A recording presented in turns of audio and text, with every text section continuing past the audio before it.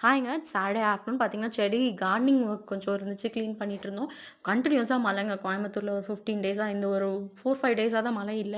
So நெறைய colour செடியெல்லாம் முன்னாடி பார்த்தீங்கன்னா, அந்த தொட்டியில மொளச்சிடுச்சு. ஸோ அதெல்லாம் கிளீன் பண்ணிட்டு, மாதுளம்பழ செடி போகும்போது, வரும்போதெல்லாம் ஒரு ஒரு ஊசி போடுற மாரி குத்திட்டே இருந்துச்சுங்க. அதையும் எல்லாம் கொஞ்சம் கிளீன் பண்ணி, ட்ரிம் பண்ணி விட்டுட்டோங்க. இப்பவும் பாருங்களேன், என்னைய ட்ரிம் பண்றியான்னு குத்துது. ஸோ அதையும் எல்லாம் ட்ரிம் பண்ணி முடிச்சுட்டு பார்த்தீங்கன்னா, கொஞ்சம் அந்த ஓமவல்லி தழைய சுத்தி இருந்த எக்ஸஸான செடிக அதையும் எல்லாம் புடுங்கிட்டோங்க. புடுங்கி முடிச்சு பாப்பாவ வந்து ஃபுல்லா இன்னைக்கு இதுல என்கேஜ் பண்ணிட்டேன். அவளுக்கும் கொஞ்சம் நல்லாருக்கும் என்டர்டெயின்டா.